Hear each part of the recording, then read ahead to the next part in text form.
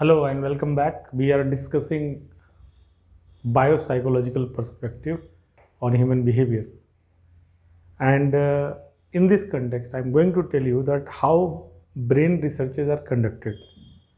What was the technique used in uh, earlier time, and now what are the modern technique? I will give you the brief idea of everything so that while answering a question, you could make use of it. Okay. So early brain research technique. I am discussing biopsychological perspective, which is important perspective in psychology, and in that connection, brain research, how brain research is conducted. So early brain research technique, brain research method or technique, you can say.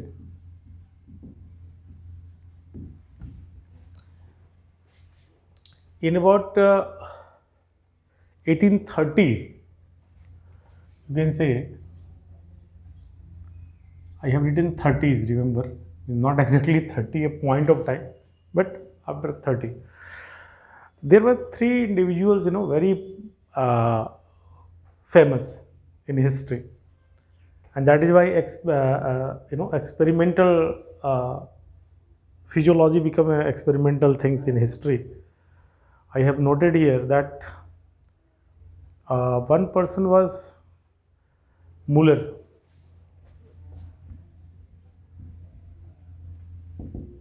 from Berlin, Germany.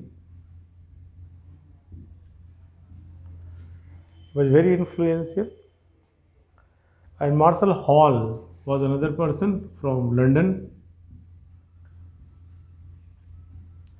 And one person, his name was Pire, some Pire, uh, Florin, Pire Florin. So Florence. He was from where? Paris. Why I am mentioning these three individuals contributed a lot in physiology, and which in turn contributed in psychology. So, what was the method used by these individuals? Method used. For example, one method was extermination.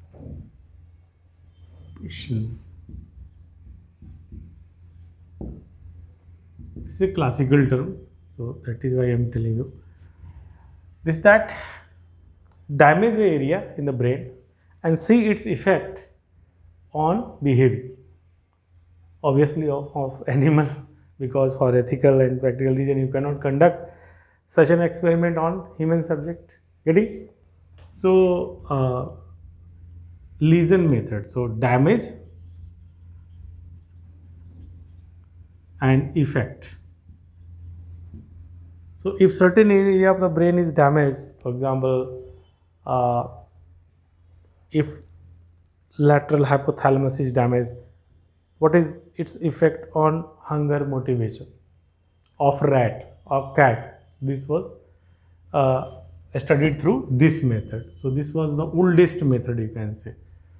The method of lesion is also called. So this was a very famous method used by Hall in this. He capitalized heavily on this. वो जल्दी से उसका कुछ damage करके देखते थे कि कौन से इस डैमेज से कौन से बिहेवियर में अफेक्ट हुआ है, कौन सी चीज़ें बदली, तो उसको मानते थे कि brain and function, this is the brain area that control this function. तो that was one method. Another method that I discussed in in in the connection of language, and that was clinical method. Clinical method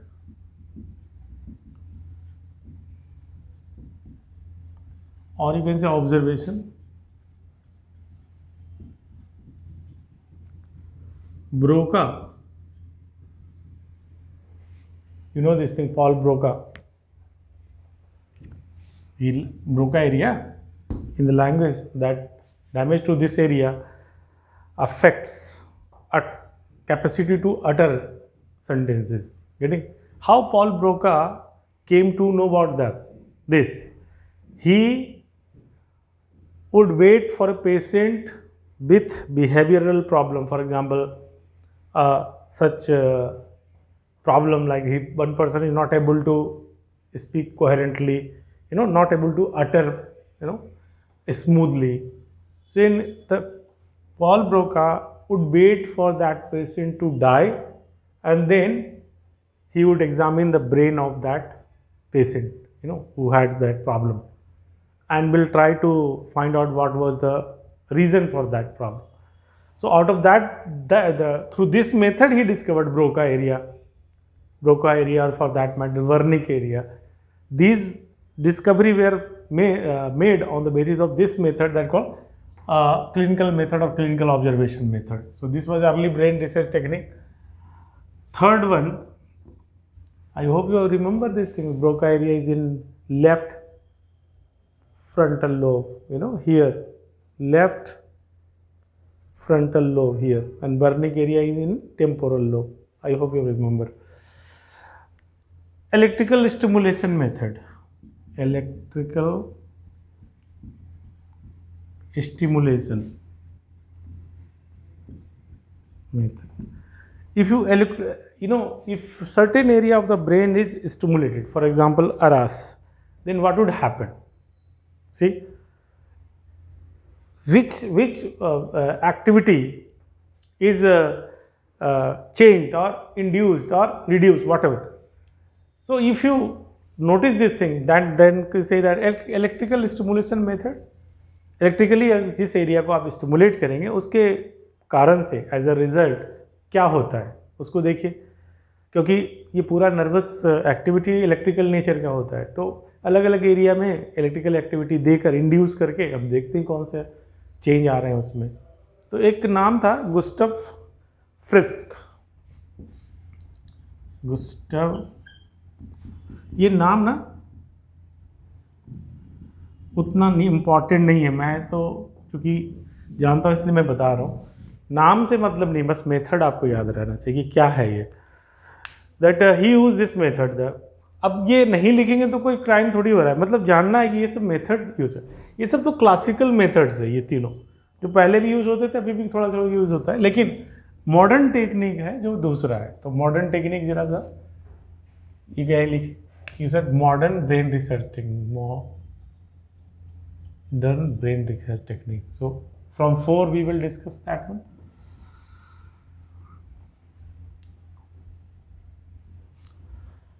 Meanwhile, let me tell you one thing. Brain and behavior is linked. From medical perspective, we believe that brain has important role to play in behavior. And that is why brain and for that matter whole nervous system and in that connection whole body chemicals, brain chemicals be study. तो biology यही है, मैं repeat कर रहा हूँ। Come forward.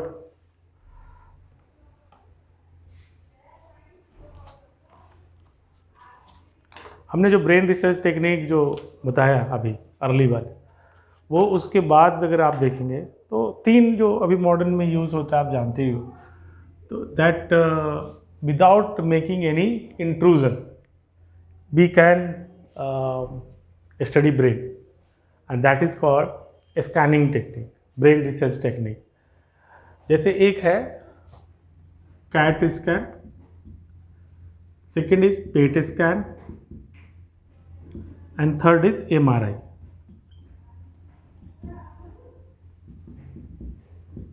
These are modern research technique. I hope you are aware of this thing, that CAT scan is what? Computerized axial tomogram.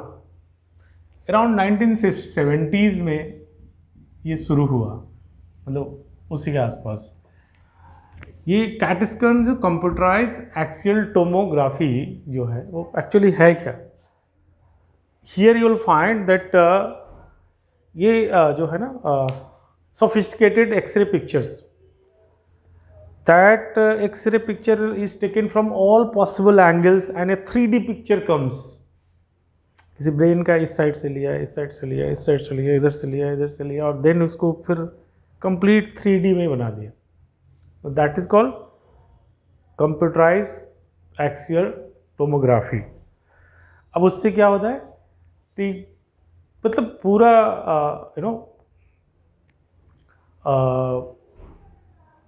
पूरी समझ आती है कि ये ब्रेन किस तरीके कहाँ पे क्या है चीज़ें ना, डैमेज को समझने में काफ़ी हेल्प करता है। लेकिन इससे भी अच्छा बेहतर टेक्निक आया पॉजिट्रॉन इमिशन टोमोग्राफी, जिसको पेट स्कैन। ये 1980s के बाद आ चुका था। पॉजिट्रॉन इमिशन टोमोग्राफी क्या होता है वो मैं बताता हूँ आपको। अब mildly active radio active substance, mildly active radio active, जो रेडियो एक्टिव रेज इमिट करता है तो डिटेक्ट हो सकता है जिसको, तो माइल्ड मतलब बहुत ही हल्के डोज में उसको इंजेक्ट कर देते हैं। Glucose, radio active, mildly active radio active glucose is injected into body and detected to create moving picture of the active brain. इसको आप कह सकते हैं कि इसमें स्ट्रक्चरल चीज़ें हैं, इसमें मूविंग पिक्चर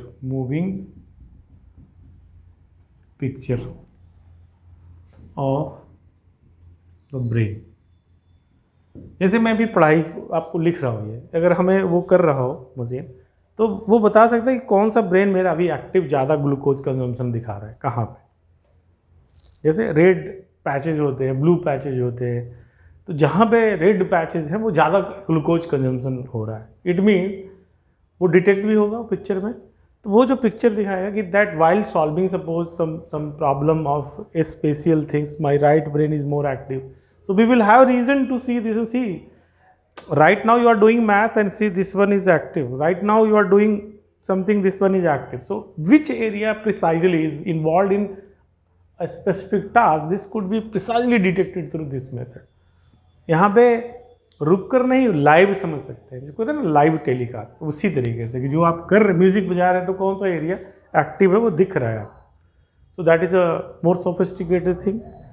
और MRI जो है इसमें रेडिएशन नहीं, रेडियो वेव यूज़ करते हैं। MRI जो है ये भी उसी के आसपास शुरू हुआ था, 80s में ही शुरू हुआ था ये भी, थोड़ा बाद में। लेकिन ये मैग्नेटिक रेजोनेंस इमेजिंग करते हैं, रेडियो वेव है इसमें, एक्सरे नहीं है, दोनों में radio wave.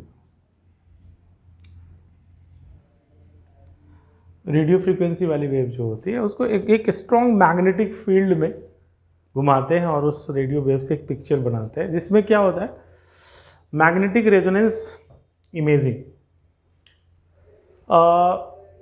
Small noisy step कह सकते हैं। और ये जो है ना, ये पूरा का पूरा आपको स्ट्रक्चर के बारे में बता देगा। ये अलग पिक्चर क्रिएट करता है। मतलब कहने का ये दोनों भी उस तरह के काम करते हैं, लेकिन इसका थोड़ा टेक्निक अलग है। एक होता है फंक्शनल MRI, मतलब उसका इम्प्रूव्ड वर्जन अब आया है। इन दैट जैसे किसी को ट्यूमर है तो आप MRI करके देख पाते हैं कि एग्जैक्टली किस लोकेशन में है, एक मॉलिक्यूल से दूसरे मॉलिक्यूल का स्ट्रक्चर किस तरीके से जुड़ा हुआ गया हुआ है, क्या फैलाव है, क्या everything, it is very precise. तो ये सब कुछ टेक्निक है जिसको हम यूज़ करते। अब ये तो पूरा मेडिकल साइंस है, हम साइकोलॉजी में क्या कर रहे हैं, you know this thing, how certain part, if certain part is damaged and how it affects behavior, what are the implication of damaged brain for behavior and for that matter emotions। तो इस technique से काफ़ी help होता है।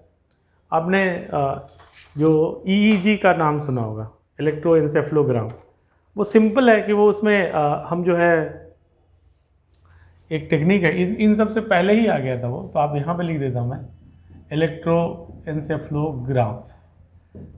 ये scalp पे simple जो है ना वो इलेक्ट्रोड लगा देते हैं स्किन पे, you need not to remove the hair, and this electrode will detect and amplify this signal is taken, detected and further is amplified and then recorded on a paper with the help of markers and all, कि वो देखते हैं।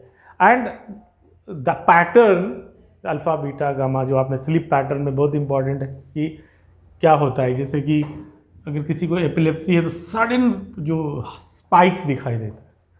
So that sudden spike reveal that cases of epilepsy.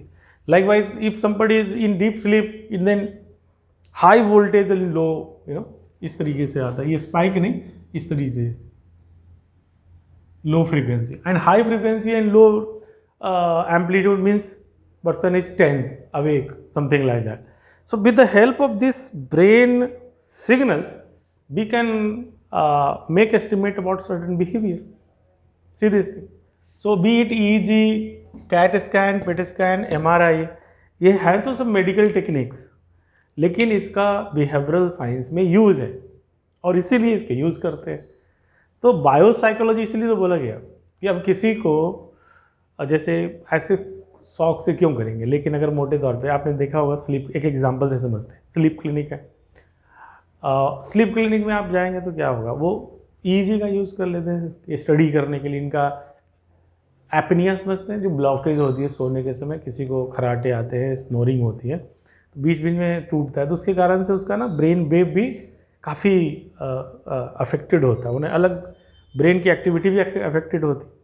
तो उसकी study करने के लिए कि इनका जो स्लीप पैटर्न है वो कैसा है, कितनी बार रात में टूट रहा है, and which in turn suppose obstructed apnoea है, बार बार टूट रहा है, that will affect the energy level of the individual also, and next day he will feel tired, fatigue at the workplace, mood swings could be there, क्योंकि oxygen की supply रुक रही है, तो that will affect the things.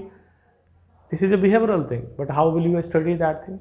So many of the behavior or so called problems of behavior, and for that matter mental processes, could be detected and diagnosed through the brain studies. Brain को समझना behaviour को समझने के लिए बहुत ज़रूरी है, और ब्रेन को समझने में ये सब टेक्निक हमें हेल्प करते हैं, इसलिए हम लोग इसकी स्टडी करते हैं. You are getting my point, I hope so. तो अगले भाग में चलेंगे और सीखेंगे कि ब्रेन, जब हम बात करते हैं तो ब्रेन के अंदर होता क्या है जो ऐसा हम किए जा रहे हैं. थोड़ा सा इसके बारे में बात कर लेते हैं. कई लोगों को ब्रेन का इशू है, तो मैं बता देता हूँ थोड़ा सा. It will take hardly few minutes. See, अगर आप ब्रेन के बारे में बताएंगे तो नर्वस सिस्टम,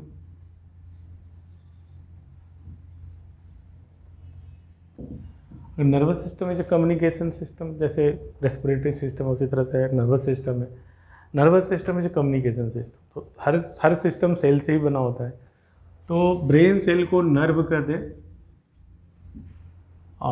ये ब्रेन सेल है, या पूरी नर्वस सिस्टम का जो सेल है उसको नर्व कहते हैं, और न्यूरॉन भी कहते हैं. न्यूरॉन सेल का जैसा स्ट्रक्चर होता है वैसे ही इसका होता है. तो थोड़े नर्वस सिस्टम के बारे में देख लेते हैं. एक टिपिकल जो है ना, अगर आप देखेंगे नर्वस सिस्टम में, जैसे ये हो गया, ये सेल हो गया, ये इसका बॉडी हो गया, इधर जो है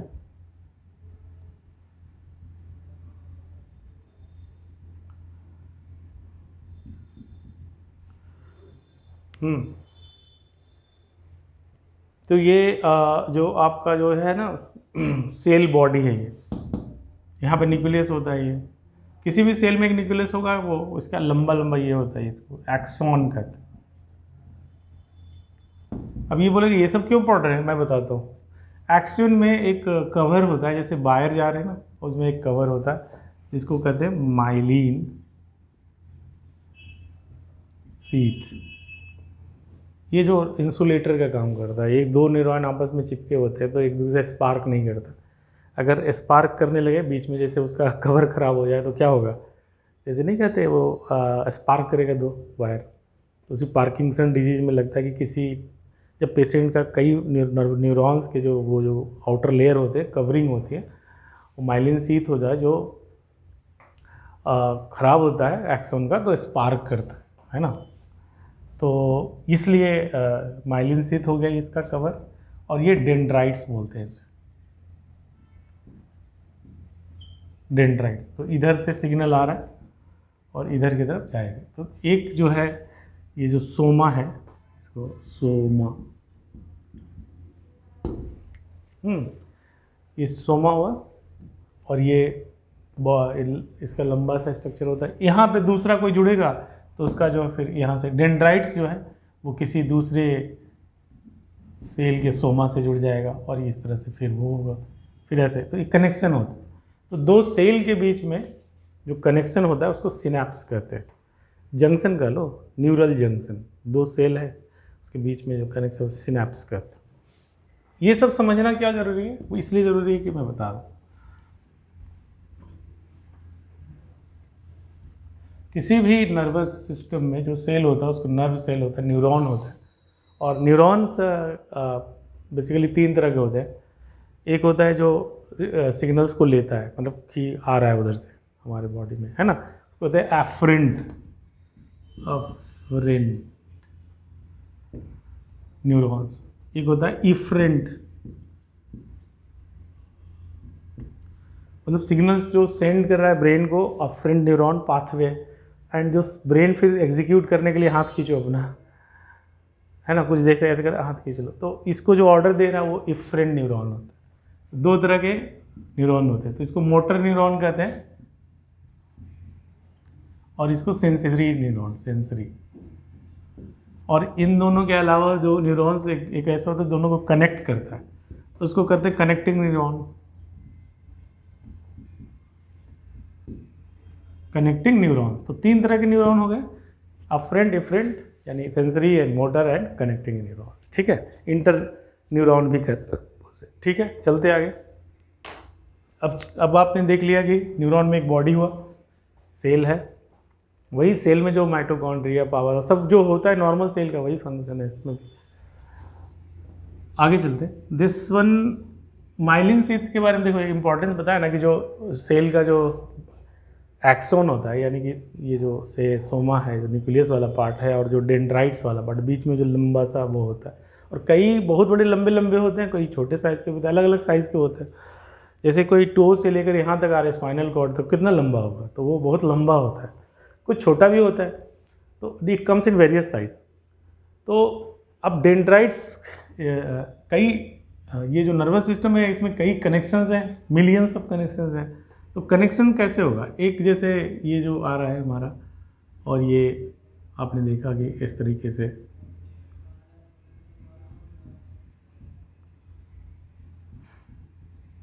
अब ये वाला जुड़ेगा किससे?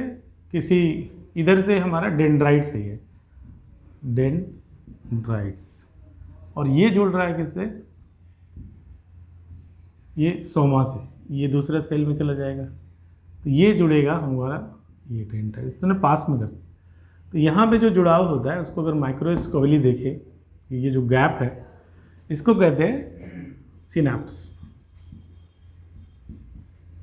न्यूरल जंक्शन को कहते हैं सिनॉप्स। सिनॉप्स क्या होता है? यहाँ से आने वाले, यहाँ पे इसमें कुछ चीज़ें होती है, यहाँ पे जहाँ जुड़ रहा है वो जो एक न्यूरॉन है, दोनों एक दूसरे से जुड़ रहा है, जैसे इधर से आ रहा है, तो यहाँ से जब चीज़ें जा रही हैं इधर से, तो यहाँ पे अगर आपने जी देखा तो यहाँ पे कुछ वेसल्स होते हैं, बटन्स होते हैं, उसमें कुछ लिक्विड भरे होते हैं, and that contain very vital chemicals, brain chemicals. इसको कहते हैं न्यूरो ट्रांसमीटर, है ना।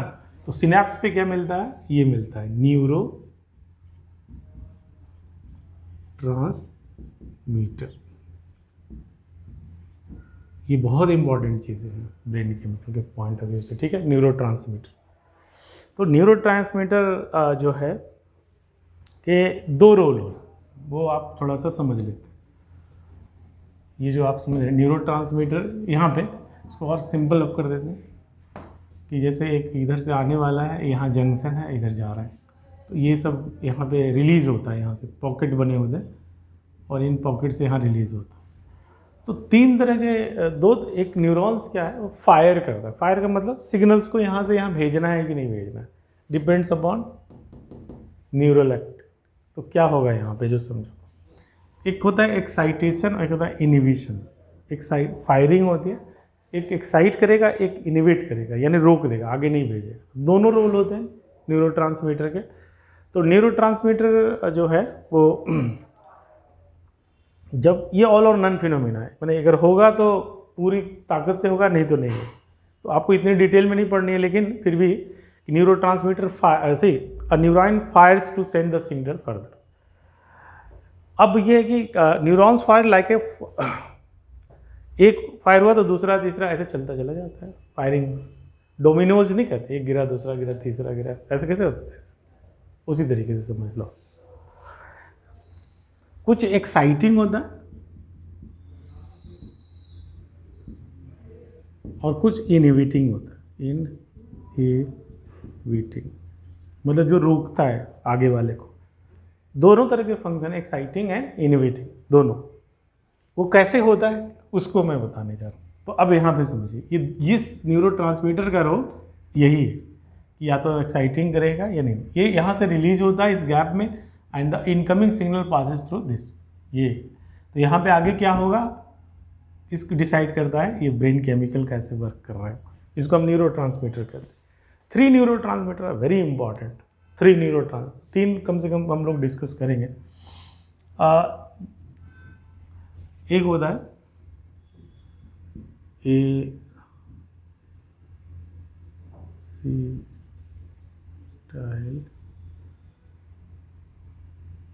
एसिटाइलकोलिन, यही है ना,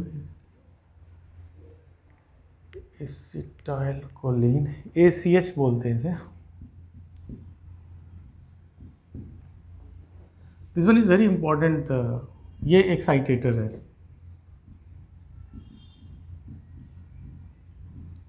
एक्साइटिंग फंक्शन है, आगे बढ़ाता है। Acetylcholine play very important role in memory also. So person suffering from Alzheimer disease, this has been found through research that the level of acetylcholine in nerve and at the synapses is abnormally low। यानी कि acetylcholine जो neurotransmitter है उसका role जो है हमारे memory के control में काफ़ी है। सो या तो उसका कम है या तो एसिटाइलकोलिन ब्लॉक्ड है, यही होता है इसमें। तो एक्साइटरी रोल है। दूसरा ये पहला हो गया। सेकेंड है dopamine. Dopamine this is also excitatory neurotransmitter. हम बात कर रहे हैं न्यूरोट्रांसमीटर। न्यूरोट्रांसमीटर कहाँ मिलता है? सिनैप्स। सिनैप्स क्या है? दो न्यूरल मतलब यानी दो न्यूरॉन्स का जंक्शन पॉइंट।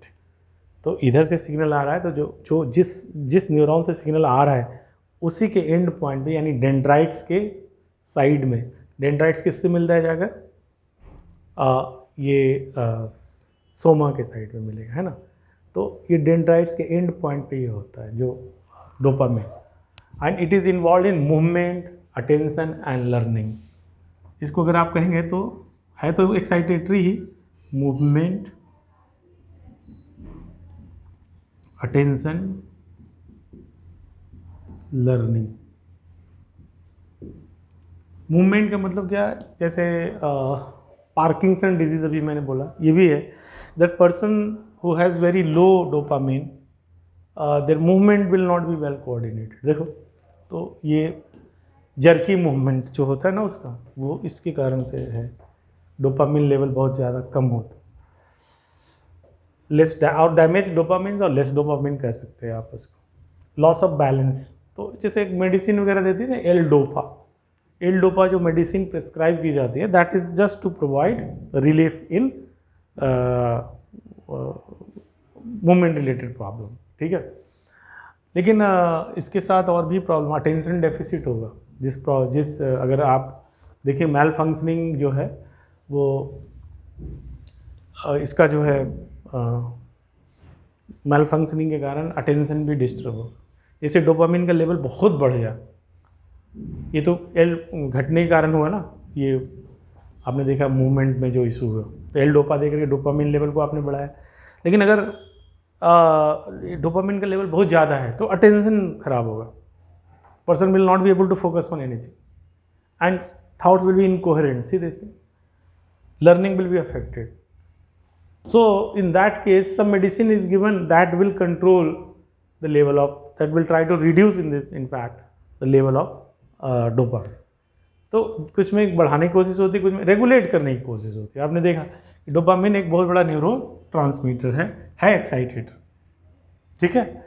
इसके बारे में आप नॉर्मल साइकोलॉजी में ज़्यादा पढ़ेंगे अलग तरीके से, यहाँ पे इसलिए डिस्कस करोगे। देखो इसका यूज़ है कि अगर किसी को पार्किंसन डिजीज़ है या सपोज सिजोफ्रेनिया में ही तो ये होता है, डोपामिन लेवल बढ़ जाता है और वो बहुत ही कभी कुछ उसका बिहेवियर होता रहता है, कंट्रोल नहीं कर पाते वो, है ना। अब तीसरा जो है वो मैं कहाँ लिखूँ, यहाँ लिख देता हूँ। तो थर्ड वन इज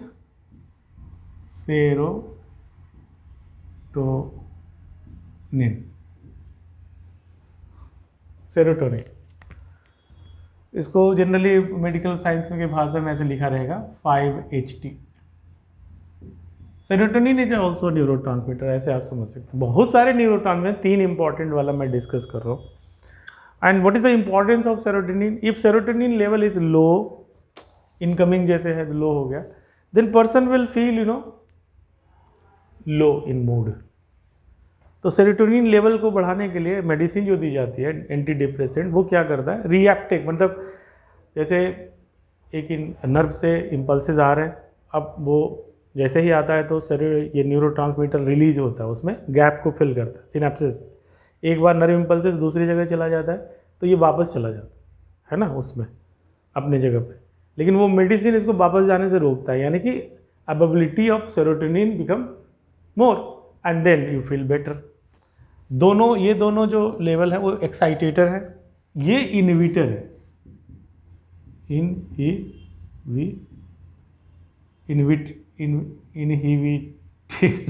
इनहिबिट करता है, मतलब फंक्शन को ऐसे करता है, एक से एक्साइट करता है तो दूसरा इनहिबिट करता है, दोनों तरह के न्यूरोट्रांसमीटर के फंक्शन। सो बहुत सारे न्यूरोट्रांसमीटर और भी हैं, जैसे ग्लूटामेट है, जैसे गावा है। गावा एक तरह के ब्रेन स्टेबलाइजर, एंग्जाइटी में काम होता है। तो आपने देखा कि the way you feel, your attention and many of the cognitive functions are influenced by biological factor, neurotransmitter, how your nervous system is working. So without having knowledge of this thing, do you think that you will be able to understand the problem of the person and you will be able to control the problem of the person? You will not. So it is imperative, it is essential to have knowledge of such biological processes that are behind many of the behavior and mental processes. अगर हम ज़्यादा खींचेंगे तो ये बहुत लंबा होगा, तो अभी इस वीडियो को यहीं एंड करते हैं। In the third part I will discuss about endocrine system and many other thing and I will try to conclude. In this part remember we discussed about what